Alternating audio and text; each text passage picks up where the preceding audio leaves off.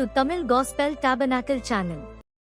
யாக்கோபு என்று சொல்லும் பொழுது நமக்கு அவனுடைய குறைவான பகுதிகள் உடனடியாக நம்முடைய கண் முன்னாக வந்து விடுகிறது. When we say Jacob, we see all the shortcomings which is coming before our eyes. ஏனென்றால் யாக்கோபு என்று சொன்னாலே எல்லாருக்கும் அவனுடைய குறைவுகள் உடனே அறிவுக்கு வந்து எட்டி விடுகிறது. When we say Jacob, immediately his faults are coming before us. அவன் ஒரு ஏமாற்றுக்காரன் என்று நமக்கு தெரியும். We know that he is a deceiver. அவன் ஒரு எத்தன் என்று நமக்கு தெரியும். We know that he is deceiving. அவன் ஆசீர்வாதங்களை தட்டி வீழ்த்தி பறிக்க கூடியவன் என்று நமக்கு தெரியும். And we know that he is able to get all the blessings. பிரியமானவர்களே, ஒரு மனிதனுக்குள்ளே வெளியரங்கமான குறைகளும் இருக்கிறது, மறைமுகமான குறைவுகளும் இருக்கிறது. For in a man of God there is an external shortcoming and also an internal shortcoming. ஆனால் இந்த யாக்கோபு தொலைந்து போனான்.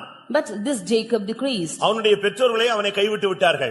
And his parents they themselves adopted him. அவனுடைய உறவினர் அவனுடைய சொந்த அண்ணனே அவனை பகைத்தான். His own brother, he hated him. தாயும் தகப்பனுக்கும் அவனுக்கு உதவி செய்ய கூடாமல் போயிற்று. He could not help both his father and mother. அப்படி ஒரு நிர்பந்தமான சூழ்நிலையிலே தள்ளப்பட்ட பொழுதுதான் கர்த்தர் அவனை ஊளையிடுகிற வனாந்தரத்திலே தேடி கண்டுபிடித்தேன் என்று சொல்லுகிறார். In such a miserable situation did the Lord say that he found him in a howling wilderness. அருமையானவர்களே, நாம் இந்த வருஷங்களிலே இல்லாவிட்டால் நம்முடைய கடந்த கால வாழ்க்கையிலே பல விசைகள் நாம் காணாமல் போன நபர்கள். Dearly beloved, in the past days, in the last year, we at many times have been lost. நாம் நம்முடைய மனதும் மாம்சமும் விரும்பினபடி பல விதங்களிலே நாம் நடந்திருக்கலாம். We have walked according to our thoughts and our mind and have gone in our own way. அவனுடைய தாய் அவனை தேடி வரவே இல்லை. Her mother did not come following him. அவனுடைய தகப்பன் அவனை தேடி வரவே இல்லை. His father did not come to see him. அவனுடைய உடன்பிறந்த சகோதரன் அவனை தேடி வரவே இல்லை. His co-brother did not come to see him. ஆனால் அந்த வனாந்தரத்திலே, அந்த பாலான இடத்திலே, அந்த அவாந்தர வெளியிலே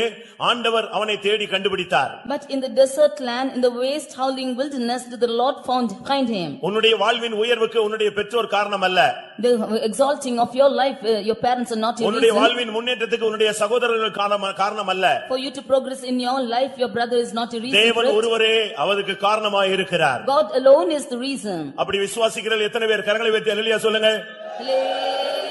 ஏனென்றால் அங்கே தாய் அவனை தேடி கடைசி வரை வரவே இல்லை. அவள் மரித்தே போய்விட்டாள், அப்படியே போய்விட்டாள். Because his mother did not come to seek him, she died like that itself. உன் தாயும் உன் தகப்பனும் உன்னை கைவிட்ட பொழுது கர்த்தர் உன்னை சேர்த்துக் கொண்டார். When your father and mother forsake you, the Lord will gather you to him. எல்லாரும் அவனை விட்டு விலகின பொழுது அந்த அவாந்தர வெளியிலே ஒரு அனாதையை போல, தாய் தகப்பன் இருந்தும் இல்லாதவனை போல அவன் அனாதையாக நிர்கதியாக ஒரு இரவிலே ஒரு நடு நிசியிலே ஆண்டவருடைய சமூகத்திலே கிடந்தான். In that desert land, in the waste howling wilderness, he having his father and mother, he was found as an orphan and crying out there in the wilderness. அவனை சுற்றி நரிகள் ஊளையிட்டது. Above him all the things were அது ஒரு howling. பாலான நிலமாக காணப்பட்டது. It was found as a waste howling wilderness. அது ஒரு வெறுமையான அவாந்தர நிலமாக இருந்தது. It was found as a desert land. அந்த இடத்திலே யாரும் இல்லாத நேரத்திலே அந்த இரவில் கர்த்தர் அவனுக்கு தரிசனமானார். In that place where nobody was abiding, God appeared to him in a vision. அருமையான தேவனுடைய பிள்ளையே, ஒரு விசை கண்ணை மூடி கர்த்தர் இந்த வருஷத்திலே உன்னை நடத்தினதை நீ சிந்தித்து பார்க்க வேண்டிய நேரம் இதுதான். Dear children of God, it's for a second you should close your eyes and think of the ways the Lord has led you this year. மனிதர்கள் கைவிட்ட நேரம் உனக்கு தெரியும். You know the times when men forsook you. உன் குடும்பம் உன்னை கைவிட்ட நேரம் உனக்கு தெரியும். You know the times when your family forsook you. உன் சமுதாயம் உன்னை கைவிட்ட நேரம் உனக்கு தெரியும். You know when your society forsook you. உன்னுடைய நண்பர்கள் உன்னை விட்டு விலகி போனது உனக்கு தெரியும். You know the times when your friends forsook you. எல்லாம் இருந்தும் உனக்கு உதவி செய்ய கூடாத ஒரு சூழ்நிலையிலே அவர்களும் தள்ளப்பட்டு விட்டார்கள். Having all things, they could not come and help you. They were pushed out in that situation. ஆனால் இந்த நேரத்திலே அவனை அழைத்த தேவன் அவனை விட்டு விலகவே இல்லை. But at this instant the Lord who called him did not depart from him. கொஞ்சம் விட்டால் நரிகள் அவனை பீறி போட்டு விடும். If he had been left alone, all the animals would have come and torn him அந்த out. தனிமையிலே, அந்த அவாந்தர வெளியிலே கர்த்தர் அவனோடு கூட இருந்தார். In that desert land the Lord was with him. அந்த இடத்திலே அவனை கண்டுபிடித்தேன் என்று அவர் சொல்லுகிறார். In that place the Lord found him. நீ எங்கேயோ போய் கொண்டிருந்த ஒரு நபர், You were going astray to another நீ place. எங்கேயோ கிடந்த ஒரு நபர். You were found in somewhere. நாம் ஒவ்வொருவரும் அப்படித்தான் கிடந்தோம் பிரியமானவர்களே. We all were found like this alone. ஆனால் காணாமல் போன நம்மை அவர் தேடி வந்தார். But we who were not found, the Lord seeked மனிதர்கள் us. தேடாத நம்மை அவர் தேடி வந்தார். The man who did not seek for us, the Lord came seeking for நண்பர்கள் us. குடும்பம் தேடாத நம்மை அவர் தேடி வந்தார். When our family and friends did not seek for us, the Lord sought us. தேவன் தம்முடைய கண்களிலே நம்மை கண்டுபிடித்தார். And by his eye the Lord had found us. உங்களில் எத்தனை பேருக்கு அப்படி சொல்ல முடியும் பிரியமானவர்களே? How many of you, dear beloved, can say நான் this? அவாந்தர வெளியிலே கிடந்த ஒரு மனிதன். I was a man found in the desert land. உங்களுடைய கடந்த கால வாழ்க்கையை நீங்கள் ஒரு விசை திரும்பி பாருங்கள். Just turn back and see your life. பாவத்திலே, in the sin, அக்கிரமத்திலே, and in your wickedness, அநியாயத்திலே, and in all your சாபத்திலே, in the curse, விக்கிரகத்திலே, in idolatry, வறுமையிலும் தரித்திரத்திலும், and in poverty, கடன் பாரங்களிலும், and in length, கைவிடப்பட்ட சூழ்நிலையிலும், and in the times when you were forsaken. அந்த நேரங்களிலே உன்னை தேடி கண்டுபிடித்து உனக்கு ஆறுதல் அளித்தது யார்? At this times when whom did come and seek for you and give you counsel? ஒரு காலத்திலே குணசாலியாக கூடாரவாசியாக இருந்தது உண்மை.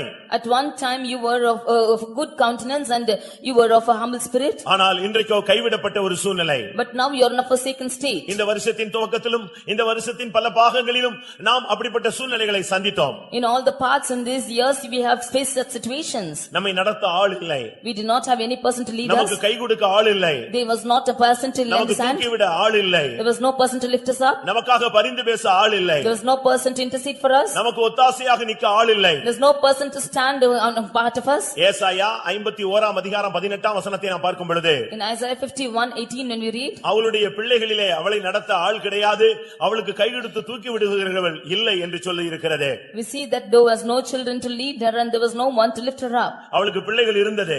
She had children, ஆனால் யாருமே அவளுக்கு உதவி செய்யவில்லை. but nobody came to help her. அவளை தூக்கிவிட யாரும் இல்லை. And there was nobody to bring her up. எத்தனையோ பிள்ளைகளை வளர்த்தாள், ஆனால் ஒருவரும் அவளுக்கு கை கொடுக்கவில்லை. She grew up many children but nobody gave hand to her. அதுபோல்தான் இவனுக்கு நடந்தது. அவனுக்கு தாய் உண்டு, தகப்பன் உண்டு, சகோதரன் உண்டு, ஆனால் கை கொடுக்க ஆள் இல்லை.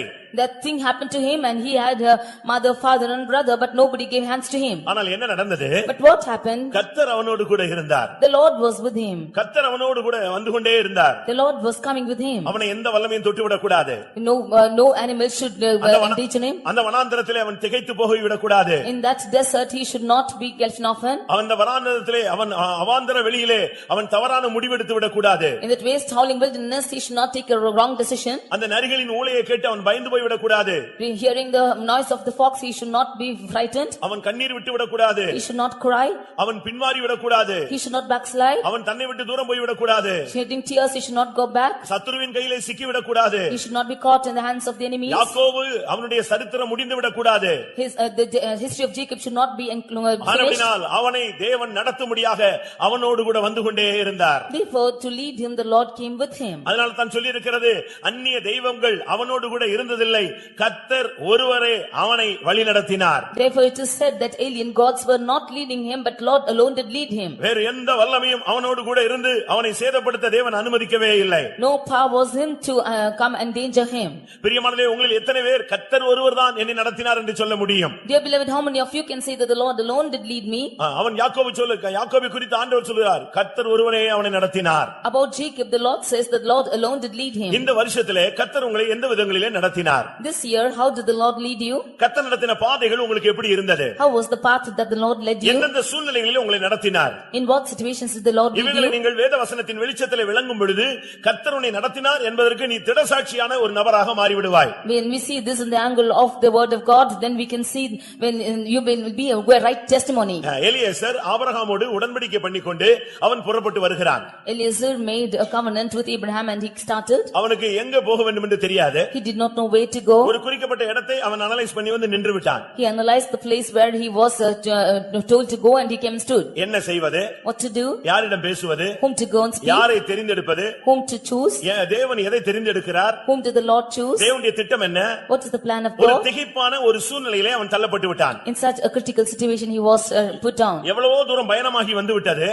He traveled for a long distance. ஆனால் இப்பொழுது பலவிதமான கேள்விகள், என்ன இது கர்த்தர் வாய்க்க பண்ணுகிறாரா இல்லையா? But a lot of questions, will the Lord make it to pass or not? ஆனால் தேவன் என்ன செய்தார்? But what did the Lord do? அவனுடைய பயணத்தை வாய்க்க பண்ணினார். The Lord made his travel to அவன் எதை prosper. எதிர்பார்த்தானோ அதை அந்த நாளிலே அவனுக்கு தேவன் கட்டளையிட்டார். What he expected the Lord commanded him. உங்களில் எத்தனை பேருக்கு இப்படிப்பட்ட சாட்சி உண்டு? How many of you have this testimony? கர்த்தர் என்னை அலைய விடாமல் நேர் வழியாக நடத்தி எனக்கு எல்லா காரியங்களையும் வாய்க்க பண்ணினார். The Lord did not make me to wander but led me straightly and made all my things to prosper. ஆதியாகமம் 24 அதிகாரம் 48 வசனத்தை பார்க்கும் பொழுது Genesis 24:48 8 when we அங்கே read, சொல்லுகிறான் கர்த்தர் என்னை நேர்வழியாய் நடத்தி வந்தால் ஆனபடினால் நான் அவரை ஸ்தோத்திரிக்கிறேன் என்று சொன்னான். he says that I praise my God because he led me in a straight path. பிரியமானவர்களே, உங்களை இந்த வருஷத்திலே அலைய விடாமல் திரிய விடாமல் கர்த்தரே உங்களுக்கு அந்தந்த நேரத்திலே காரியங்களை வாய்க்க பண்ணி சரியான பாதையிலே நடத்தினார் என்ற எத்தனை பேருக்கு அனுபவம் உண்டு? How many of you can say in this year that the Lord did not make me to wander but led me in the right path?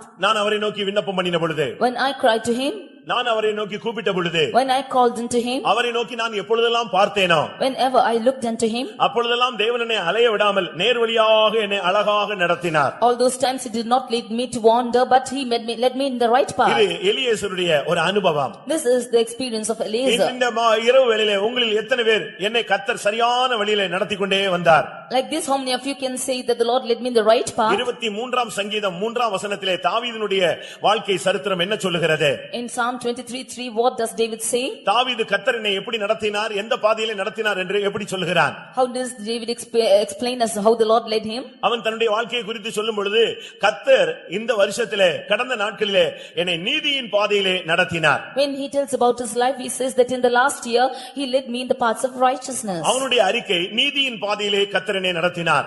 He is confessing that the Lord led me in the path of righteousness. எலியேசருடைய அறிக்கை என்னை நேர்வழியிலே கர்த்தர் நடத்தினார். The confession of Eliezer is that the Lord led me in the right path. அருமையானவர்களே, உங்களில் எத்தனை பேர் தாவீதோடு இணைந்து கர்த்தர் என்னை நீதியின் பாதையில் நடத்தினார் என்று சொல்ல முடியும்? How many of you join with David to say that the Lord led me in the paths of righteousness? நீதியின் பாதை என்று சொல்லும் பொழுது, When you see the paths of அது righteousness, சத்தியத்துக்கு கீழ்ப்படியக்கூடிய ஒரு வாழ்க்கையை காண்பிக்கிறது. it is a life which is yielding to the truth. ஞானஸ்நானம் ஒரு நீதியாக இருக்கிறது. Baptism is the righteousness. பரிசுத்த ஆவி ஒரு நீதியாக இருக்கிறது. Holy Spirit is the righteousness. பரிசுத்தவான்களுடைய கிரியைகள் நீதியாக இருக்கிறது. And the works of saints are as righteousness. இந்த வருஷத்திலே கர்த்தர் என்னை ஆவிக்குரிய வழிகளிலே என்னை சரியான விதத்திலே நடத்தினார் என்று அன்றைக்கு தாவீது சொல்ல ஆரம்பித்தான். This year in my spiritual life the Lord led me in the right paths of righteousness, says David. ஏனென்றால் கர்த்தருடைய ஆவி அவன் மேல் அமர்ந்திருந்தது. Because the Spirit of God was abiding in him. அவன் பல விசை அபிஷேகத்தை புதுப்பித்துக் கொண்டே வந்தான். Many times he renewed his anointing. முதலாவது சகோதரர் மத்தியிலே அவனுக்கு அபிஷேகம் கிடைத்தது. Firstly he was anointed among his brethren. இரண்டாவது எபிரோனிலே அவனுக்கு அபிஷேகம் கிடைத்தது. Secondly he was anointed in Hebron. மூன்றாவது எருசலேமிலே அவனுக்கு அபிஷேகம் கிடைத்தது. Thirdly he was anointed in Jerusalem. அபிஷேகத்திலே நாளுக்கு நாள் வளர்ச்சி அடைந்த பொழுது அவன் சொல்லுகிறான், கர்த்தர் என்னை நீதியின் பாதையிலே நடத்தி கொண்டு வருகிறார். As he grew in his anointing from day to day, he says that the Lord led me in the paths of righteousness. ஒரு காலத்திலே இல்லாமையிலும் இயலாமையிலும் வனாந்தரங்களிலே ஒரு கௌதாரியை போல சுற்றிக் கொண்டிருந்த ஒரு நபர். Once he was roaming about in the wilderness as a dove. அவன் சொல்லுகிறான், ஒரு செத்த நாய் என்று சொல்லுகிறான். He says that I'm a dead dog. இன்னொரு இடத்திலே சொல்லுகிறான், நான் ஒரு தெள்ளு பூச்சி என்று சொல்லுகிறான். In another place he says that I'm an insect. இன்னொரு இடத்திலே நான் நீசன் என்று சொல்லுகிறான். In another place he says that I'm ஆனால் an இப்பொழுது அவனை தேவன் கண்டுபிடித்து அபிஷேகித்த பிறகு அவன் சொல்லுகிறான், கர்த்தர் என்னை நீதியின் பாதையில் நடத்தினார். After the Lord anointed him, he says that the Lord led me in the paths of righteousness. 119ஆம் சங்கீதம் 65ஆம் வசனத்தை பார்க்கும் பொழுது, Reading in 119 Psalm 165. அதே தாவீது சொல்லுகிறான், கர்த்தர் என்னை நன்றாய் நடத்தினார். That same David says the Lord had led me in the right உனக்கு path. தீங்கு வராமல், சேதங்கள் வராமல், நஷ்டங்கள் வராமல், துக்கங்கள் வராமல் ஒரு மனுஷனை அவர் அழைத்தால் அவனை நன்றாய் நடத்துகிற தேவன். The Lord led me in a good path because when the Lord called me, he will not bring any loss. கர்த்தருடைய பரிசுத்த நாமத்துக்கு மகிமை உண்டாவதாக. Glory be to the name of the Lord. அருமையானவர்களே, உங்களில் எத்தனை பேரை கர்த்தர் நடத்தி கொண்டு வருகிற ஒரு வாழ்க்கை இந்த வருஷத்திலே நீங்கள் வாழ்ந்தீர்கள்? How many of you lived a life wherein the Lord has led you? நீங்கள் வாலிபர்களாக இருக்கலாம். You might be young people. நீங்கள் வயோதிபர்களாக இருக்கலாம். You might be old. தேவனை அறிந்தும் நீங்கள் பின்பற்றாதவர்களாக இருக்கலாம். You might have known God but not followed him. ஆனால் ஒன்று நிச்சயம், உன்னை நடத்துகிற தேவன் நல்லவர். But one thing is true, the Lord who is leading you is good. உன்னை நடத்துகிற தேவன் வல்லமையுள்ள தேவன். The Lord who is leading you is powerful. உன்னை நடத்துகிற தேவன் ஆசீர்வதிக்கக்கூடிய தேவன். The Lord who is leading you is able to bless you. 107ஆம் சங்கீதம் 7ஆம் வசனத்திலே அதே தாவீது சொல்லுகிறான், அவர் எனக்கு நான் தாபரிக்கும் ஊர் போய் சேர எனக்கு அவர் செம்மையான வழியிலே என்னை அவர் நடத்துகிறார். The same David says that he is able to lead me in the right path that they might go to the city of habitation. தாபரிக்கும் ஊர் போய் சேரும்படியாக அவனை சரியான வழியிலே செம்மையான வழியிலே அவர் நடத்தினார் என்று சொல்லி இருக்கிறது. He is leading in the right way that he might go to the city of habitation. ஆவிக்குரிய ஜீவியத்திலே நாம் ஒவ்வொரு நாளும் ஒவ்வொரு ஸ்டெப்புக்கு நாம் போய் கொண்டே இருக்க வேண்டும். In our spiritual life we should go every day to a step above. எடுத்துக்கொள்ளப்படக்கூடியவன் போக வேண்டிய 4 இடங்கள் இருக்கிறது. There is for the spiritual man of God he has 4 places to go to. ஆவிக்குரியவன் சில இடங்களுக்கு போக வேண்டும். For a spiritual man he has to go to a certain place. இயேசு கிறிஸ்து இந்த உலகத்திலே 40 இடங்களுக்கு பயணமானார். For Jesus Christ traveled for 40 days in this earth. அதுபோல பிரியமானவர்களே, நாமும் நாமும் கூட நம்முடைய ஓட்டத்தை ஜெயமாய் முடிக்கும் வரை பல இடங்களிலே ஆவிக்குரிய அனுபவங்களுக்கு நாம் போக வேண்டியிருக்கிறது. Even until we finish our race, we shall have to go in a spiritual angle to different places. அதனால தான் அவன் சொல்கிறான், தாபரிக்கும் ஊர் போய் சேர என்னை அவர் செம்மையான வழியிலே அவர் நடத்தினார். He therefore says that he led me in the right way that we might go to the city of habitation. இஸ்ரவேலர்களை கர்த்தர் எப்படி நடத்தினார்? How did the Lord lead the children of Israel? யாத்திராகமம் 15ஆம் அதிகாரம் 13ஆம் வசனத்திலே பார்க்கும் பொழுது, In Exodus 15:13 when we read, அவர்களை பரிசுத்த ஸ்தலத்துக்கு நேராக நடத்தினார். he led them to his holy habitation. அடிமைத்தனத்திலிருந்து பாவத்திலிருந்து அவர்களை விடுவித்து அவர்களை பரிசுத்த ஸ்தலத்துக்கு நேராக நடத்துகிறார். He delivered them from sin and bondage and led them to the holy habitation. இந்த வருஷத்திலே எத்தனை பேர் பாவத்திலிருந்து பரிசுத்தத்தை நோக்கி தேவனால் நடத்தப்பட்டீர்கள்? How many of you have been delivered from sin and have led through the holiness in this year? உம்முடைய கிருபையினால் அவர்களை அழைத்து வந்தீர். By his grace I have called them. உம்முடைய பரிசுத்த வாசஸ்தலத்துக்கு நேராக அவர்களை நீ நடத்தினீர். And you have guided them to the holy habitation. பிரியமானவர்களே, உங்களில் எத்தனை பேர் ஆவிக்குரிய ஜீவியத்திலே ஒரு முன்னேற்றத்தை இந்த வருஷத்திலே தேவனுடைய நடத்துதல் மூலமாக நீங்கள் பெற்றிருக்கிறீர்கள்? Dearly beloved, how many of you have got the leading of the Lord and you have been led this year? அவனை தேவன் நடத்தினார். Him did the Lord lead. வேற வல்லமைகள் அவனை நடத்தவில்லை. No other strange paths led him. பிரியமான தேவனுடைய ஜனமே, கடந்த நாட்களிலே அந்நிய வல்லமை உன்னை நடத்தி இருந்தால் உன்னுடைய முடிவு என்ன ஆயிருக்கும்? Beloved people of God, if strange powers did lead us, what will be our end?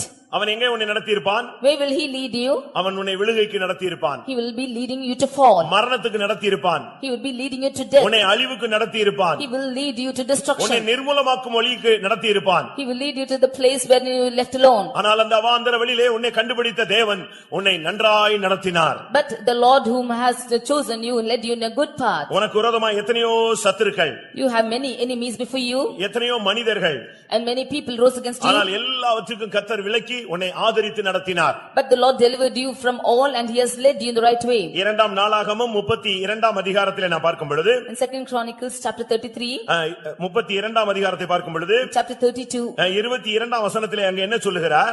verse 22, what we see? சனகரிப்பின் கைக்கு, அசிரியனுடைய ராஜாவாகிய சனபரின் கைக்கு கர்த்தர் என்னை தப்புவித்தார். The Lord has delivered me from the hand of Sennacherib the king of மற்ற Assyria. எல்லாருடைய கைகளுக்கும் நீங்களாக்கி என்னை ரட்சித்தார். He delivered me from all other hands and he saved me. சுற்றுப்புறத்தாருக்கு விலக்கி ஆதரித்து கர்த்தர் என்னை நடத்தினீர். From all the other people are on other side, the Lord delivered me. நீ விழுவாய் என்று சத்துரு எதிர்பார்த்தான். The enemy thought that you will fall. நீங்கள் பின்மாறுவீர்கள் என்று மனிதர்கள் எதிர்பார்த்தார்கள். The people thought that you will backslide. இப்படி பலவிதமான எதிர்பார்ப்புகளுக்கு மத்தியிலே பலருடைய கைகளுக்கு கர்த்தர் உன்னை தப்புவித்து உன்னை ஆதரித்து அவைகளுக்கு விலக்கி உன்னை நடத்தினார். In the midst of such expectations, the Lord had led you and he has fed you and he has been preserving you and leading you. பிரியமானவர்களே, நாமெல்லாம் நன்றி செலுத்த ரொம்ப கடமைப்பட்டிருக்கிறோம். Dear beloved, we ought to give thanks to him. இந்த நன்றி, இந்த ஸ்தோத்திரம், இந்த முழங்கால்லாம் போதாது. This thanksgiving, this praising, this kneeling down is all not sufficient. நாமெல்லாம் அப்படி செய்தால் நாம் நன்றி இல்லாதவர்களாய் காணப்படுவோம். If we do so, we will be people who are not thankful. நாம் ஜீவனுள்ள நாளெல்லாம் நாம் தேவனை துதித்துக் கொண்டிருக்க வேண்டும். All the days of our life we should praise God. இதெல்லாம் ஒரு அருமையான சந்தர்ப்பங்கள். These are good situations. இந்த வருஷத்துல நீங்க எவ்வளவு நன்மையை பெற்றிருப்பீர்கள். You have received so many goodness this year. ஒரு மனிதன் பரலோகத்துக்கு போனானாம். One man went to heaven. அங்கே பரலோகத்துக்கு போனால் முதல் செக்ஷன்ல எல்லாரும் அப்ளிகேஷன் விழுந்துகிட்டு இருக்கு. அது ரொம்ப தீவிரமான வேகமான ஒரு பிஸியான ஒரு இடமாக காணப்பட்டது. In the first section in heaven, that place was found with full of applications. It was full of busy. இப்படி பல இடங்களுக்கு போன பின்பு கடைசியாக ஒரு செக்ஷனுக்கு போனான். After going from different places, he go to another section. அங்க என்ன நடந்தது?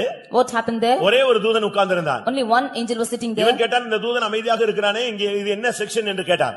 All are very calm. What section is this? Yes. அப்பொழுது அவர்கள் சொன்னார்கள், முதல் ஒரு செக்ஷனை பார்த்தாய், அங்கே ஜெபங்கள் விழுந்தது, பதில் போய்க்கொண்டே இருந்தது. ஆனா எல்லா பதிலையும் வாங்கிக்கிட்டு இந்த ஜனங்க நன்றியே செலுத்துறது இல்ல. ஏதோ ஒன்னு ரெண்டு பேர் தான் நன்றியை செலுத்துறாங்க.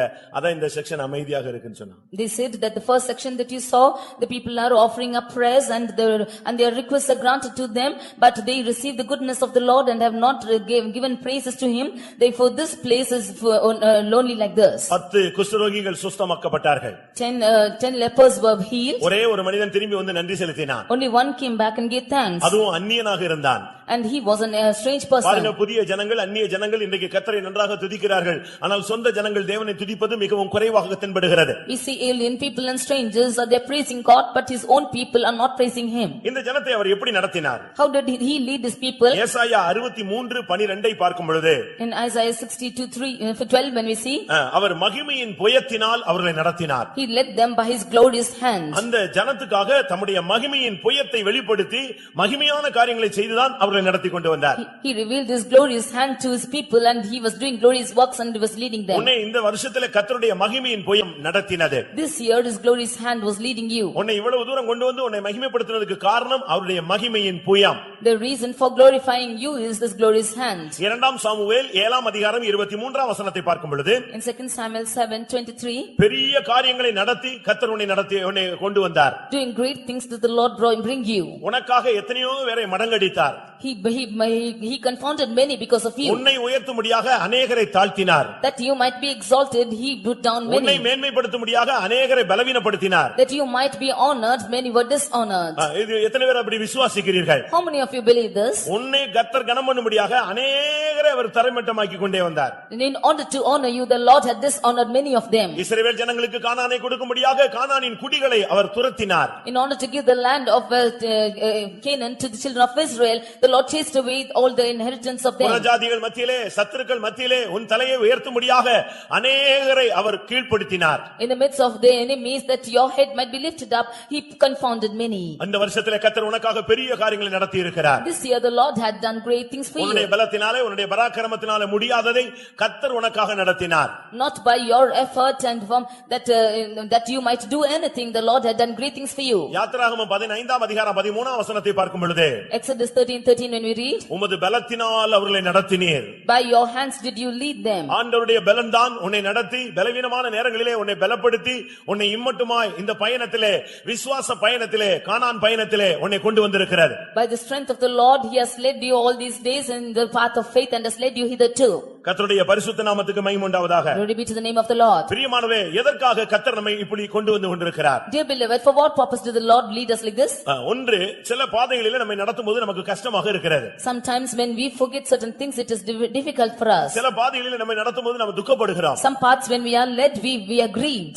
இந்த வருஷத்திலே உங்களை சிலரை சில விதங்களில் நடத்தி இருப்பார். In some paths the Lord would have led you, some of you in this year. நீங்க ஒருவேளை இதுவரைக்கும் நம்ம கேட்டது மாதிரி நம்ம நடத்தலையே, நம்முடைய வாழ்க்கையில பிரச்சனையே, போராட்டமே, கலக்கமே இன்னும் அப்படி நீடிக்கிறது என்கிற ஒரு கேள்வி உங்களுக்குள்ள எழும்பலாம். அதற்கும் பதில் தேவன் கொடுக்கிறார். There might be a question in your life, the things and my problems are prolonging until now, and the Lord is answering you now. எல்லாரையும் ஒரே விதத்தில் அவர் நடத்துகிறது இல்ல. No, the Lord is not leading everybody in the same path. உங்கள் மேல் உள்ள அழைப்புக்கு ஏற்றவனமாய் நடத்துகிறார். According to your calling, he is leading you. உங்களுக்கு மகிமையிலே உள்ளதான அந்த பிரதிபலனுக்கு ஏற்றவனமாய் உங்களை நடத்துகிறார். As a glorious God, for the reward that you are going to receive, he is leading you. உங்க சிரசிலே ஊற்றப்பட்டிருக்கிற அபிஷேகத்துக்கு ஏற்றவனமாய் உங்களை நடத்துகிறார். According to the anointing which is poured upon your head, he is leading you. உன்னுடைய அழைப்புக்கு ஏற்றவனமாய் நடத்துகிறார். One thing is leading you according to your calling. உன்னுடைய அபிஷேகத்துக்கு ஏற்றவனமாய் நடத்துகிறார். Nextly, he is leading you according to your anointing. உனக்கு மகிமையிலே வைத்திருக்கிற அந்த மேன்மையான இடத்துக்காக உன்னை பல விதங்களிலே நடத்துகிறார். For the glorious place which is kept for you, he is leading you in different paths. சில இடங்களிலே நீங்கள் சிறுமைப்படுத்தப்பட்டீர்கள். In some paths you were humiliated. எதற்கு இந்த பாதை இந்த வருஷத்திலே அனுமதிக்கப்பட்டது? Why did the Lord admit such path this year? கர்த்தர் நடத்துகிறார் என்று சொல்லுகிறார்களே, ஏன் இந்த பாதையிலே என்ன நடத்தினார்? Why, when they say the Lord is leading, why should he lead me in such a path? உபாகமம் 8:அதிகாரத்தில் நாம் பார்க்கும் பொழுது, In Deuteronomy 8 chapter when we read, 2 நாம் பார்க்கும் பொழுது, verse 2, 40 வருஷம் அளவும் வனாந்தரத்திலே நடத்தி வந்த எல்லா வழியையும் நினைத்துப் பார். you remember all the days that the Lord led you these 40 years in the wilderness. எதற்காக அப்படி நடத்தினார்? For what did he lead நீ you? தேவனுடைய கட்டளைகளை கைக்கொள்வாயோ இல்லையோ என்று அறியும்படி. To know whether you would keep his commandments or no. உன் இருதயத்தின் நிலையை நீ அறியும்படிக்க. That you might know what is in your heart. உன்னை நீயே அறியும்படிக்கும், உன்னுடைய வாழ்க்கை எப்படி அமைந்திருக்கிறது என்பதை, அதனுடைய செயல் என்ன என்பதை நீ புரிந்து கொள்ளும்படியாகவும் கர்த்தர் உன்னை வனாந்தரங்களிலே நடத்தினார். That you might know how you are and how you are going to work for it, the Lord led you in the wilderness. அதை நீங்கள் சரியான விதத்தில் விளங்கிக் கொள்ள வேண்டும் பிரியமானவர்களே. You should understand this in the right way. ஏன் உன்னை வனாந்தரத்திலே நடத்தினார்? Why did the Lord lead you in the wilderness? வனாந்தரத்தினுடைய சரியான விளக்கம், The right explanation of wilderness is எரேமியா 2 நான் பார்க்கும் பொழுது, Jeremiah chapter 2. 5 வசனத்தில் இந்த வனாந்தரத்தினுடைய ஒரு பெரிய எக்ஸ்பிளனேஷன் சொல்லப்பட்டிருக்கிறது. We see the explanation of this wilderness. அங்கே 2 5 வசனத்திலே, In chapter 2 verse 5, அவாந்தர வெளியும் பள்ளங்களுள்ள தேசமும் வறட்சியும் மரண இருளும் உள்ள தேசமும் ஒருவனும் கடவாமலும் ஒரு மனுஷனும் குடியிராமலும் இருக்கிற தேசமுமான வனாந்தரம். We see it's a wilderness where nobody can walk and where nobody can work and where nobody can do anything. இப்படிப்பட்ட ஒரு பாதையிலே கர்த்தர் அவர்களை நடத்தினார். In such a path did the Lord lead him. இது கூட உங்களுக்கு சிலருக்கு சில குடும்பத்திற்கு சிலருக்கு இப்படிப்பட்ட வாழ்க்கை அமைந்திருக்கும். For some of them such a path would have been had come this year. நீங்கள் இப்படி யாராவது நடத்தப்பட்டீர்களா? Did any of you been led this way? எப்பொழுதும் துக்கம், now you are in sorrow, எப்பொழுதும் வேதனை, you are always in pain, எப்பொழுதும் பாடுகள், you are always in suffering, எப்பொழுதும் கண்ணீர், you are always in tears. மற்றவர்கள் சந்தோஷமா இருக்கும் பொழுது எனக்கு மாத்திரம் இந்த பாதை என்ன?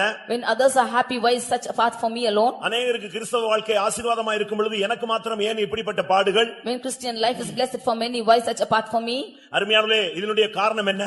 What is the reason for this, beloved? நீ உன்னை அறியும்படியாக, That you might know yourself, உன் இருதயத்தை கர்த்தர் சோதித்து அறியும்படியாக, that the Lord might test you and know you. தேவனுடைய வார்த்தைக்கு நீ கீழ்ப்படிகிறாயோ, That if you are obeying his voice, உன்னுடைய பிரதிஷ்டையில் நீ உண்மையா இருக்கிறாயோ, if you are true in your consecration, உன்னுடைய தீர்மானத்திலே நீ உறுதியா இருக்கிறாயோ, if you are firm in your determinations, கிறிஸ்துவின் அன்பிலே கடைசி வரை நிற்கிறாயோ, if you are standing firm in the love of கிறிஸ்துவின் அன்பை God, விட்டு வேறு என்றும் என்னை பிரிக்க மாட்டாது என்கிறதிலே நீ நிச்சயித்திருக்கிறாயோ என்பதை அறியும்படியாக கர்த்தர் உன்னை சில வனாந்தர பாதைகளிலே நடத்தினார். to make sure that nothing can depart you from the love of Christ, the Lord is leading you in the path of wilderness. ஆனாலும் தேவன் உண்மையுள்ளவர். Yet the Lord is faithful. உபாகமம் 29:5 படி அந்த வனாந்தரத்திலும் உனக்கு ஒரு குறைவில்லாமல் கர்த்தர் நடத்தினார். Deuteronomy 21:5 we see that the Lord led you in this wilderness with no lacking. பலவிதமான பாதைகள் வந்தது போல இருந்தது, ஆனாலும் உனக்கு ஒன்றும் குறைவில்லாமல் நடத்தின தேவன் நம்முடைய தேவன். It seems like many paths have come in your life, but without any shortcoming the Lord has led you. கர்த்தருடைய பரிசுத்த நாமத்துக்கு மகிமை உண்டாவதாக. Glory be to the holy name of the Lord. சில நேரங்களிலே இந்த விசுவாச பாதை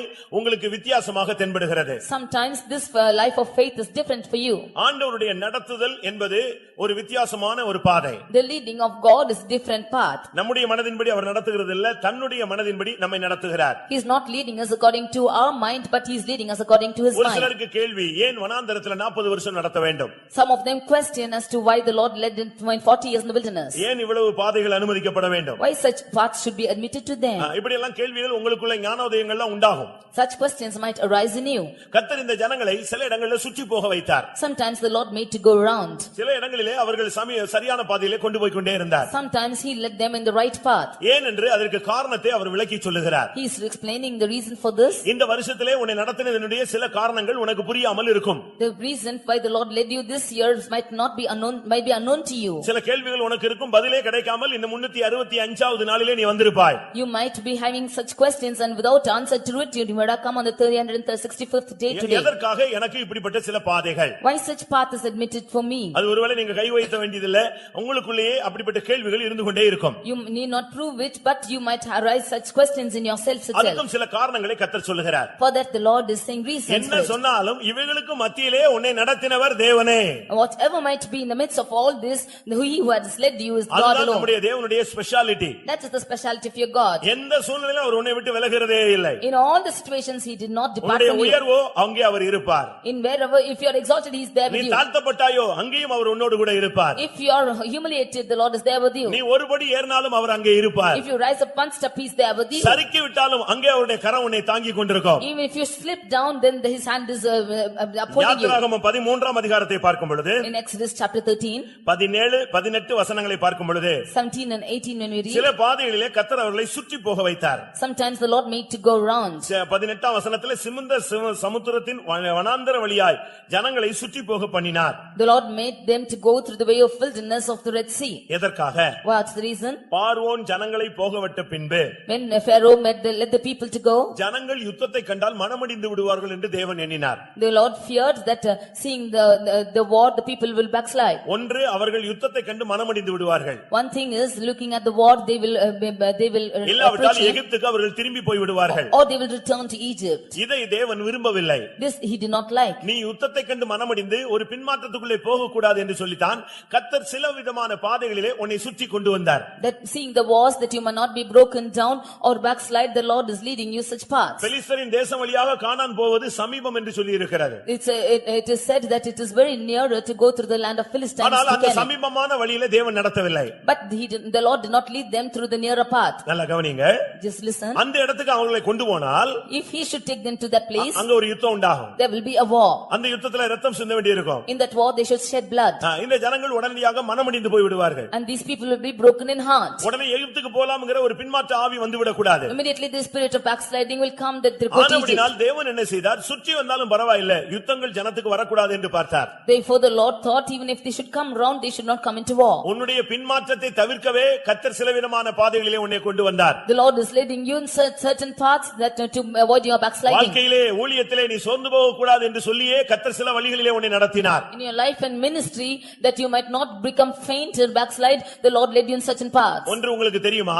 You know one thing? உங்களால் ஃபேஸ் பண்ணக்கூடிய பிரச்சனைகளை மாத்திரம் தான் உங்களுக்கு முன்னால கொண்டு வருகிறார். The problems which you can face alone did the Lord place before you. உங்களால சந்திக்க முடியாத எந்த பிரச்சனையும் உங்கள் முன்னாக என்ன செய்யறது இல்ல, தேவன் கொண்டு வருகிறதே இல்லை. The Lord never brings any problem which you cannot face. ஒரு பிரச்சனையை ஒரு யுத்தத்தை உங்களுக்கு முன்பாக கொண்டு வருகிறார் என்று சொன்னால், உங்களுக்கு ஒரு வியாதியோ பலவீனம் தேவன் அனுமதிக்கிறார் என்று சொன்னால், அதை நீ மேற்கொள்ள முடியும் என்கிற நிச்சயத்தோடு தான் கர்த்தர் உனக்கு முன்பாக கொண்டு வருகிறார். If the Lord admits any problem or any sickness or weakness in your life, then he knows that you are able to bear it. Only then he admits such things in your life. இந்த பெரிய பூனை சின்ன பூனைக்கு என்ன செய்யும் தெரியுமா? You know what these bigger cats are doing for the smaller ones? எலியை பிடிச்சு கடிச்சு கொதறி பாதி உயிர்ல கொண்டு வந்து எங்க விடும்?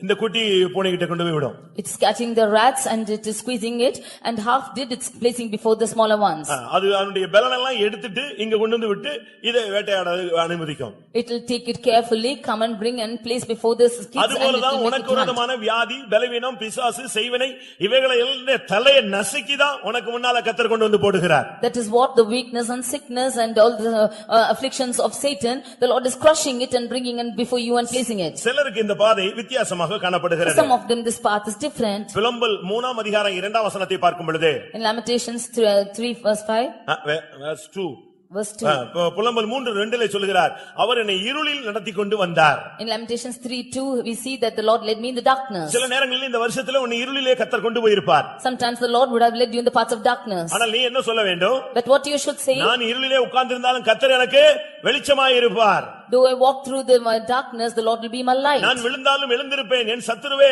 எனக்கு விரோதமாய் சந்தோஷப்படாதே என்று நீ சொல்லி இருக்க வேண்டும். Even if I should fall, then I will be lifting up, and my enemy don't rejoice over me, you should say. உங்களுக்கு இருளின் பாதையிலே நடந்த பொழுது நீங்கள் அப்படிப்பட்ட வார்த்தைகளை சொன்னீர்களா? When you walk through the path of darkness, did you utter such words? யோபு சொல்கிறான், எனக்கும் இருள் வந்தது. Job says, even for me darkness came. அவர் அருளிய வெளிச்சத்தினால் நான் அந்த இருளை கடந்து போனேன். By his light I crossed this darkness. எரேமியா 2ஆம் அதிகாரம் 17ஆம் வசனத்தை பார்க்கும் பொழுது, In Jeremiah 2:13 when we read, அங்கே கர்த்தர் என்னை நடத்தினார், ஆனால் நானோ விலகி போனேன், ஆனபடியால் எனக்கு பல காரியங்கள் நேரிட்டது என்று ஒரு மனிதன் சொல்லுகிறான். a man of God says that the Lord led me, but I departed, and therefore many things came to இந்த me. வருஷத்துல கர்த்தர் உன்னை நடத்தினார், ஆனால் நீயோ விலகி போனாய், ஆனபடியால் உனக்கு பல காரியங்கள் நேரிட்டு விட்டது. This year the Lord led you, but you departed from him, therefore many things came your way. கர்த்தருடைய பரிசுத்த நாமத்துக்கு மகிமை உண்டாவதாக. Glory be to the holy name of the Lord. இந்த கடைசி நேரம் கர்த்தர் உன்னை நடத்தின வழிகளை நீ நினைக்க வேண்டிய நேரம். In this last moments you should consider the times when the Lord has led you. உபாகமம் 8:2 கடைசியின்படி இந்த வருடங்களிலே கர்த்தர் உன்னை நடத்தின வழிகளை நீ நினைத்து பார்ப்பாயாக. In Deuteronomy 22 last verse we see, உபாகமம் 8ஆம் அதிகாரம் 2ஆம் வசனம். 8:8 you should consider the ways that the Lord has led you. உபாகமம் 8:2 பார்க்கும் பொழுது, In 8:2 when we see, அங்க என்ன சொல்லப்பட்டிருக்கிறது? what is told here, கர்த்தர் உன்னை கடந்த வருடங்களில் நடத்தின வழியை நீ நினைத்து பார்ப்பாயாக. thou shalt remember all the way that the Lord has led you in the last year. நினைத்து பார்த்தால் உன்னால் அழாமல் இருக்க முடியாது. You cannot be without crying if you think and see. நினைத்து பார்த்தால் கண்ணீர் விடாமல் இருக்க முடியாது. If you should consider, you cannot be without shedding நினைத்து tears. பார்த்தால் முழங்கால் போடாமல் இருக்க முடியாது. If you should think and see, you cannot be without நினைத்து kneeling down. பார்த்தால் வாழ்க்கையை சரண்டர் பண்ணாமல் இருக்க முடியாது. If you think and see, you cannot be without surrendering your life. அருமையான தேவன் உன்னை நடத்தினார். Dear Lord, the good Lord had led you. ஆனபடியால் கொஞ்ச நேரம் கழித்து நாம் நேரம் கொடுக்கும் பொழுது அதிசயமாய் நடத்தின தேவனை நாம் துதிக்க வேண்டும். Therefore, when the time is given to you, the Lord who has led you in a different path, you should praise Him. வனாந்தரத்திலே நம்மை நடத்தினவரை துதியுங்கள். You praise God who led you in the path of wilderness. அதிசயமாய் நடத்தி வந்த தேவனை துதியுங்கள். The Lord who led you in the path of His இந்த தேவன் மரண பரியந்தம் நம்மை நடத்துவார். This Lord will lead us till the end. ஆனபடியால் நீங்கள் உங்களுக்கு நேரம் கொடுக்கும் பொழுது நன்றாக தேவனை துதித்து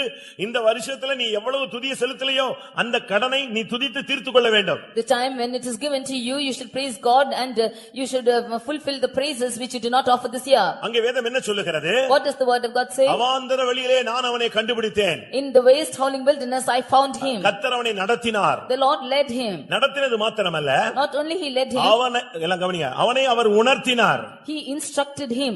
கர்த்தருடைய பரிசுத்த நாமத்துக்கு மகிமை உண்டாவதாக.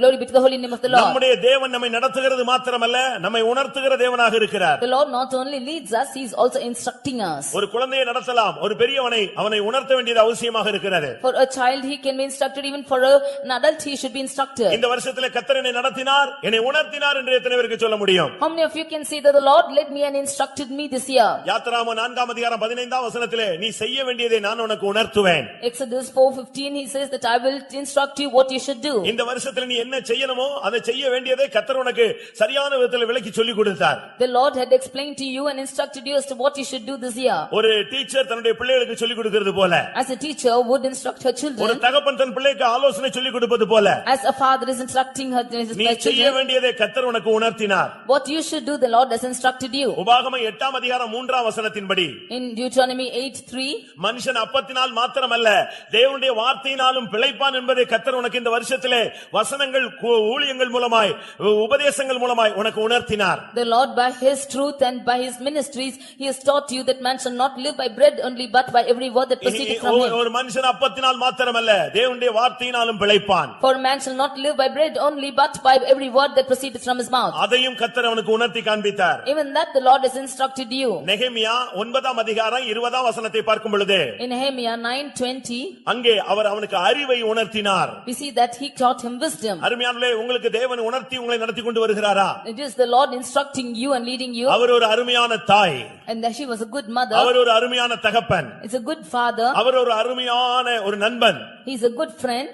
அவர் உன்னை தூக்கி சுமக்கக்கூடிய தெய்வம். He is able to carry you. உன்னுடைய காரியங்களுக்கு உன்னுடைய மனதிலே சில காரியங்களை அவர் உணர்த்தி கொண்டே வருகிறார். He is instructing certain things in your mind. யோபு 13ஆம் அதிகாரத்தை பார்க்கும் பொழுது, Job 13th chapter when you read, 23ஆம் வசனத்திலே அவனுடைய பாவத்தை குறைகளை கூட அவர் உணர்த்தி அவனை சரிப்படுத்த விரும்பினார். in the 23rd verse he is instructing him of his sins and he is wanting to rectify him. இந்த வருஷத்திலே எத்தனை பேர் சுத்திகரித்தீர்கள்? In this year how many of you sanctified yourself? ஜனங்களுக்குள்ளே சுத்திகரிப்பு என்று சொன்னால் ஒரு வித்தியாசமான ஒரு மந்தமான அனுபவம் நீடிக்கிறது. When if you do not sanctify yourself then a situation which is prolonging in your life is existing. ஒன்று சொல்லுகிறேன், புதிய வருஷத்துல ஞானஸ்நானம் எடுத்த எல்லாரும் கர்த்தருடைய பந்தியில பங்கெடுக்கணும். In the new year I want to say that all of you who have been baptized should partake in the Lord's table. ஞானஸ்நானம் எடுக்கும்போதே நீ ஒரு தீர்மானம் எடுக்கணும், சாகர வரைக்கும் நான் சர்வீஸ்க்கு வருவேன், சாகர வரைக்கும் நான் கர்த்தருடைய பந்தியில பங்கெடுப்பேன்னு சொல்லணும். When you take baptism itself you should say, you should make a determination in your mind that you will come to the church as long as you live and should take part in the table. ஞானஸ்நானம் எடுத்துட்டு யாரும் புது வருஷத்துல நீங்கள் கர்த்தருடைய பந்தியில பங்கெடுக்காம திரும்பி போகவே கூடாது. Those who are baptized should not be without partaking in the Lord's table and go in the new year. கர்த்தருடைய ஆவி உன்னை உணர்த்தவில்லையா? Did not the Spirit of God tell you? கர்த்தருடைய பந்தினா நீங்க என்ன நினைக்கிறீங்க? What do you think that the table of the Lord is? நான் ஒரே ஒரு இன்சிடென்ட் உங்களுக்கு சொல்றேன், உங்களுக்கு தெரிஞ்சிருக்கலாம். I would tell of an incident which you would have already known. Indonesia தீவில ஒரு சகோதரி புருஷனுக்கு தெரியாம கோயிலுக்கு போயிட்டே இருந்தாள். In the island of Indonesia a sister was going to church without knowing her husband.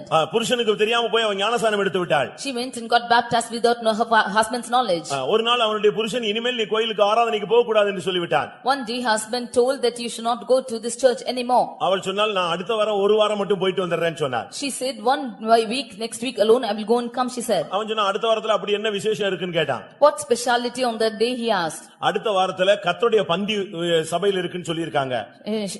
She said that there is the Lord's table next week in the church. அப்படினா என்னன்னு கேட்டான். He asked what is it? இயேசு கிறிஸ்துவினுடைய சரீரத்தை பிச்சு கொடுக்கறாங்களாம். They are giving the Lord's body in the church. இயேசுவினுடைய இரத்தத்தை குடிக்க கொடுக்கறாங்களாம். They are giving the blood of Jesus to drink. அது மட்டும் நான் போய் ஷேர் பண்ணிட்டு வந்துறேன்னு சொன்னா. Only that I will partake and come, she said. உடனே அவன் சொன்னா அது எப்படி நடக்கும்னு கேட்டான். How does this happen, he asked. எனக்கு தெரியல, சொல்லி இருக்காங்க, நான் ஒரு வாரம் மட்டும் போயிட்டு வரேன்னு சொன்னா. She said that they have told I will go this week and come. அவனுக்கு அது வித்தியாசமாக இருந்தது, அவன் உடனே அனுப்பி விட்டான். This seemed to be different and he sent her. ஆனா ஒரு condition. But on one condition. அங்க குடுக்குறாங்களே அந்த அப்பம் ரசம் என்னமோ சொன்னீயே, அதை இங்க கொண்டு வரணும்னு சொன்னான். The bread that they give you there, you should bring it back to me. இயேசுவின் சரீரம் சொன்னீல்ல, அதை கொண்டு வா. You said that it is the flesh of Jesus and that you should bring here. இயேசுவின் சரீரத்தை நீ கொண்டு வரணும்னு சொன்னான். You should bring the body of Jesus, he said. இவளுக்கு ஒண்ணும் புரியாதனால சரின்னு சொல்லிட்டா. She did not understand it and said okay. அடுத்த வாரம் அவள் போய் அங்க பங்கெடுத்த போது Next week when she went and partook in it, அங்க எல்லாம் வரிசையில உட்கார்ந்தாச்சு. all of them were sitting in the rows. உட்கார்ந்த உடனே அந்த போதகர் அவங்களுக்கு அப்பத்தை எடுத்து ஜெபித்து பங்கிட்டு கொடுத்து கொண்டே வந்தார். As she went and sat there, they took the bread and they parted and they were giving to all. இவள அதுல ஒரு ஆளா உட்கார்ந்திருந்தா. She was also seated among them. இவ கிட்ட வந்த பொழுது அந்த அப்பத்துல ஒரு பகுதியை பிச்சு இவ கையில கொடுத்துட்டார். When they came to her, he gave her a bit of bread. வாங்கி பார்த்தா bread. When she got this, it was bread. இத கொண்டு வர சொல்லி புருஷன் சொல்லி இருக்கான். And the husband commanded her to bring it. அதனால அவள் அத புசிக்கல. Therefore she did not eat. ஆனா அதே நேரத்துல பயம் அவளை ஆட்கொள்ள ஆரம்பித்தது. At the same time fear came to rule over her. இது என்னடா இது இயேசுவின் சரீரம் சொன்னாங்க. இங்க இப்ப கொடுத்திருக்கிறது என்னது? ஒரு பிரெட் துண்ட கையில கொடுத்துட்டு ஏமாத்திட்டாங்களே இவளு பயந்து போயிட்டா. They said it's the body of Jesus but now they have given only a bread and she took and went. நிச்சயமா கொண்டு போனா அடி விழும். If she did not take it, she will be beaten. ஆனாலும் அவள் அதை புசிக்கல, பேசாம கையில பொத்தி வச்சு உட்கார்ந்து கொண்டாள். Therefore she did not eat but she folded her hands like அடுத்த this. சில நிமிடங்கள்ல திராட்சரசத்தை வாயில ஊத்திட்டு போயிட்டாங்க. Nextly they poured in the wine and went. இது உள்ள போயிடுச்சு. And this went in. அவளுக்கு என்ன பண்ணனே தெரியல. She did not know what to do. அங்க மூணுதான் அந்த கையை திறக்கவே இல்ல. ஏன்னா அவளுக்கு ரொம்ப பயம் பிடிச்சிருச்சு. She closed her fist and she did not open her hands and she was filled with fear. ஆராதனை முடிந்து வீட்டுக்கு போனாள். She after the meeting went to home. அவளுடைய புருஷன் அன்னைக்கு வெயிட் பண்ணிட்டே இருந்தான். The husband was waiting for her. என்ன இயேசுவின் சரீரத்தை கொடுத்தாங்களா இங்க வான்னு சொன்னான். What did you get the body of Jesus? Come and see. இவ பயந்து நடுங்கி அவங்கிட்ட போனா. With great fear she went with him to him. அவன் இவ கையில இருக்கிறது ஏதோ கையில வச்சிருக்காங்கறத அவன் புரிந்து கொண்டான். He understood that she's got something in her hand. இவன் அவ கையை பிடிச்சு இழுத்து அந்த கையை திறந்து பார்த்தான். He opened her hands and he saw her. இவளுக்கு பயம். She was filled with fear. ஐயோ இப்ப அந்த பிரெட் மாட்ட போது நமக்கு ஏதாவது பாதிப்பு உண்டாகும். Now after he sees the bread something is going to happen. கையை பிடித்து திறந்த பொழுது After he opened her hands, இந்த கையெல்லாம் பிசுன்னு இரத்தமா இருந்தது. her hands were full of blood. இவளுக்கே பயந்து நடுங்கி விட்டாள். She herself was terrified. கை ஃபுல்லா இரத்தம். Her hands is full of blood. என்ன பண்ணனே இவளுக்கே தெரியல. Now she did not know what to do. கையில நடுவுல பார்த்தா ஒரு கரி துண்டு இருக்கு. In between her hands is found a piece of flesh. ஒரு பச்சை கரி. It is a flesh, a raw flesh. அப்படி பார்த்த உடனே இவளுக்கு பயம் வந்துருச்சு, நடுங்கிட்டா. அவன் இத பார்த்துட்டு இது எப்படி ஒரு கரி துண்ட பச்சை கரியை கொடுப்பான் அப்படின்னு சொல்லி அவனுக்கு சந்தேகம் வந்துருச்சு. When he saw this, he doubted as to how they can give a piece of flesh like this. அவன் சொன்னா இது forgery, இது ஏதோ ஏமாத்து வேலை கொண்டான்னு சொல்லி அத வாங்கிட்டான். He got this and said they are deceiving you and he got it from her. இவளுக்கு தான் கையவே தன்னால் நம்ப முடியல. எப்படி நம்ம பிரெட் தான வாங்குனோம், ஒரு சின்ன குட்டி பிரெட் பீஸ் தான கொடுத்தாங்க, இது எப்படி கரியா மாறிடுச்சு? She could not believe with her own eyes. She got the bread only in her hand and how did this become a flesh? அவன் உடனே அத வாங்கி கொண்டு போய் லேப்ல கொடுத்தான்.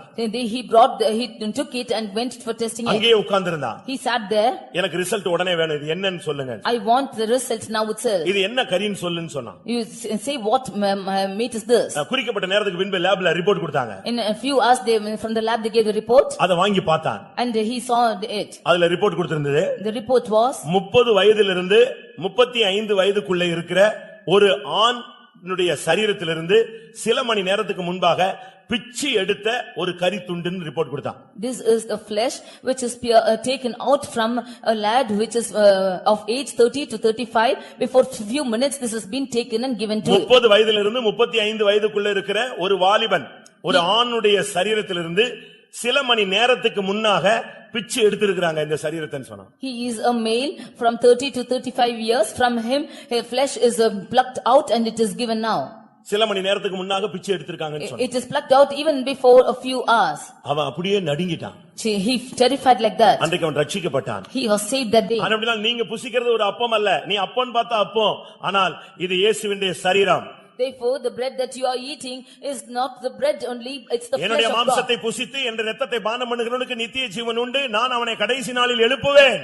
He who eats of my flesh and drinks of my blood will I give eternal life and I will raise him on the last day. என்னுடைய மாம்சத்தை புசியாமலும் என் இரத்தத்தை பானம் பண்ணாமலும் இருக்கிறவனுக்கு நித்திய ஜீவன் இல்லை, நான் அவனை கடைசி நாளில் எழுப்ப முடியாது என்று இயேசு யோவான் எழுதின சுவிசேஷம் 6ஆம் அதிகாரத்திலே சொல்லுகிறார். In John's Gospel 6th chapter, Jesus says that he who does not eat of my flesh and drink of my blood blood will not have partake in the உன்னுடைய eternal. தேவன் உன்னை நன்றாய் நடத்துகிறார், உன்னை உணர்த்துகிறார். Your God is leading you in the right way and is instructing you. 107 சங்கீதம் 43 வசனத்தில் அவருடைய கிருபைகளை உணரச் செய்கிறார். 107 Psalm 43rd verse, we see that he is making you to grow in his mercy. ஏசாயா 28 அதிகாரம் 26 வசனத்திலே பார்க்கும் பொழுது In Isaiah 28:26 when you see அவனுடைய தேவன் அவனை நன்றாய் போதித்து நன்றாய் உணர்த்தி நன்றாய் நடத்துகிறார். his God is leading him and he is instructing him and leading him in a good way. இந்த வருஷத்திலே கர்த்தர் உன்னை அருமையாய் நடத்தினார், அருமையாய் உணர்த்தினார். The Lord has led you in a good path and he has instructed you in a good கண்மணியை way. போல காத்தருளினார். He has preserved you as the apple of his eye. உன்னை தொடுகிறவன் என் கண்மணியை தொடுகிறான் என்று சொன்னார். He says that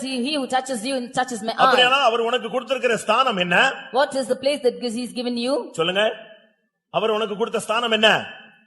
What is the place he has given to உன்னை you? தொடுகிறவன் என் கண்மணியை தொடுகிறான். உன்னை கண்மணி போலதான் அவர் வைத்திருந்தார். He who touches you touches the apple of my eye. As an apple of an eye he is preserving you. உன்னை தொட்டவனை நியாயம் தீர்க்காமல் விட்டதில்லை. He who touched you he did not be உனக்கு without விரோதமாய் judging. எழும்பினவனை கர்த்தர் மடங்கடிக்காமல் விட்டது கிடையாது. He who rose against you he did not he condemned உனக்கு him. விரோதமாய் எழும்பினவனை கர்த்தர் தலையை கவிழ்க்க வைத்தார். He who rose against you him did the Lord make to confound. உனக்கு விரோதமாய் உருவாக்கப்படும் எந்த ஆயுதம் வாய்க்காதே போகும் என்று சொன்னவர் வாய்க்காதே போக பண்ணினார். All the weapons which is rising against you will not prosper was his promise and he did. எல்லாவற்றுக்கும் மேலாக கர்த்தர் அவனை சுமந்தார். Above all the Lord did carry him. இந்த வருஷத்துல கர்த்தர் உன்னை சுமந்தார் என்று உனக்கு நிச்சயம் இருக்க வேண்டும். You should have the surety that the Lord did carry எவ்வளவு you. அருமையான தேவன். What a good God he is. தந்தை போல் சுமந்தவர். He did carry as a father. தோளின் மேல் சுமந்தவர். He did carry on ஒரு இடத்துல his. சொல்லி இருக்கு அவர் தோளின் மேல் சுமந்தார். He carried on his shoulders. இன்னொரு இடத்துல சொல்லி இருக்குது தந்தையை போல சுமந்தார். Nextly he says that he carried as a father. இன்னொரு இடத்துல ஒரு தாயை போல இடுப்பிலே சுமந்தார். In another way on his hips he carried as a mother. இன்னொரு இடத்துல செட்டைகளின் மேலே உன்னை சுமந்தார். In another place he carried on his wings. எல்லாவற்றுக்கும் மேலாக உன்னுடைய பலவீனங்கள் உன்னுடைய வியாதிகள் உன்னுடைய துக்கங்களை சிலுவையிலே சுமந்தார். Above all your sorrows he did and all your weaknesses he did carry on the cross. ஏசாயா 49:22 அவர் தோளில் மேல் சுமந்தவர். In Isaiah 49:22 he carried you on his shoulders. ஏசாயா 66:12 இடுப்பின் மேல் உன்னை சுமந்தவர். In Isaiah 66:12 he carried on his hips. உபாகமம் 32:11 செட்டைகளின் மேலே சுமந்தவர். In Deuteronomy 32:12 he did carry on his wings. என்னாகமம் 11:12 தந்தை போல சுமந்தவர். In Numbers 13:12 he carried as a father. ஏசாயா 53:4 உன்னுடைய துக்கங்களை சுமந்தவர். In Isaiah 53:4 he carried all your sorrows. அருமையானவர்களே உங்களை தேவன் நடத்தினார். Dear people, the Lord led you. நம்மை நடத்தினார். He led us. நம்மை உணர்த்தினார். He instructed us. கண்மணியை போல காத்தார். He preserved us as the apple of his ஒரு eye. தாயை போல தந்தையை போல நம்மை சுமந்தார். As a mother, as a father, he did carry us. இல்லாவிட்டால் சத்துரு உன்னை எங்கேயோ தூக்கி போட்டிருப்பான். Or the enemy would have thrown you somewhere else. நீ அடக்கம் பண்ணப்பட்டு எத்தனையோ நாட்களாய் இருக்கும். It would have been days together that you have been நீ buried. இல்லாமலே போயிருப்பாய். You would have been nothing. உன் பேர் நினைக்கப்படாமல் Your போயிருக்கும். name will not be counted. உங்களில் எத்தனை பேருக்கு கர்த்தர் என்னை சுமந்தார் என்கிற நிச்சயம் இருக்கிறது? How many of you have the surety the Lord did bear me? Hallelujah. Hallelujah. கர்த்தர் என்னை நடத்தினார், என்னை உணர்த்தினார், என்னை காத்தார், என்னை சுமந்தார். ஹல்லேலூயா. The Lord led me. ஒரு மனிதன் ஆண்டவரோடு நடந்து போனான். One man walked with the Lord. பேசிக்கொண்டே போய் கொண்டிருந்தான். He was talking with him and அவரும் going. அவனுடைய பயணத்திலே வாழ்க்கையில வந்து கொண்டே இருந்தார். And he also coming with him is this journey. அப்பப்ப திரும்பி திரும்பி பார்த்து கொள்வான். At times he used to turn back and see. அந்த காலடி தடம் பார்த்துக்கிட்டே தெரிஞ்சுக்கிட்டே இருக்கும். He will see the footprints and he'll walk. ரெண்டு பேருடைய காலடி தடம் அப்பப்ப நான் திரும்பி திரும்பி கன்ஃபார்ம் பண்ணிக்கிட்டே வருவான். He will see the footprints of two people and he will walk. ஒரு குறிக்கப்பட்ட இடம் வந்த பொழுது When he came to a particular place, இவனுக்கு ரொம்ப கஷ்டமான ஒரு பாதையாக இருக்கும். it was a difficult path for him. பயங்கரமான கஷ்டமான பாதை. It was a very difficult path for him. திரும்பி பார்த்தா இவரை காணோம். When he turned back, he could not be found. அவன் நொந்து போய் விட்டான். He was very sad. அந்த பாதையை கடக்க அவன் தடுமாறினான். He was struggling to cross the path. என்ன பண்ணனே அவனுக்கு தெரியல. He did not know what to do. அழுதான். He cried. கண்ணீர் விட்டான். He shed tears. கூப்பிட்டான். He called out. அப்படியே தடுமாறி முன்னே போய் விட்டான். He was struggling in his path and in his walking. ஒரு குறிக்கப்பட்ட பாதைக்கு பின்பு கண்ணீரின் பாதை நின்று விட்டது. After crossing a different certain path, his path of tears stopped. மறுபடியும் நார்மல் பகுதிக்கு வந்து விட்டான். Again he came back to his normal state. இப்பொழுது அவர் வந்து விட்டார். Now he came back to him. இவன் சொன்னா நல்லா இருக்கும்போதெல்லாம் என் கூட இருக்கீங்க, பிரச்சனையான நேரத்துல நீங்க என் கூடயே நிக்கிறது இல்ல, இருக்கிறதே இல்லன்னு சொன்னான். He told him, at good times you are with me, but at the times of sorrow you are not with me. நான் நல்லா இருக்கிறேன், நீங்களும் என் கூட நல்லா பேசிட்டு வரீங்க, ஆனா எனக்கு பயங்கரமான பிரச்சனை. திரும்பி பார்த்தா யார காணோம்? உங்களை காணவே காணோம்னு சொன்னான். When I'm in good state, you are always talking with me, but when I'm in sorrow, when I turn back, you are not அப்ப there. அவர் சொன்னாரு, இல்லையே நான் கூட தானே வந்தேன்னு சொன்னார். But he said, no, I came with you. இல்ல நல்லா வந்த பாதையெல்லாம் பாருங்க, ரெண்டு பேர் நடந்து வந்த காலடி தடம் இருந்துச்சு. இப்ப திரும்பி பாருங்க, நான் மட்டும் தான் நடந்து வந்த காலடி தடம் இருக்குன்னு சொன்னான். He said, you see, look at the footprints. When I came in a good state, there are 2 footprints, but now only 1. அவர் சொன்னாரு, But what he said? நானும் திரும்பி பார்க்கிறேன், ஒரு ஆளுடைய காலடி தடம் தான் இருக்குன்னு சொன்னாரு. He said, I also turned back and saw that there is only 1 அப்ப நீங்க footprint. இல்ல பாருங்கன்னு சொன்னா. And then he said, you are not there. நீ நல்லா பாரு, அது யாருடைய காலடி தடம்னு பாருன்னு சொன்னார். You look rightly into that footprints. Whose footprints are இவன் these? திரும்பி போய் பார்த்த பொழுது இவன் காலடி தடத்தை காணோம், அவருடைய காலடி தடம் தான் அதுல இருந்தது. When he went and saw the footprints, his footprints was not found, but God's footprints was found. அவனுக்கு ஒண்ணுமே புரியல.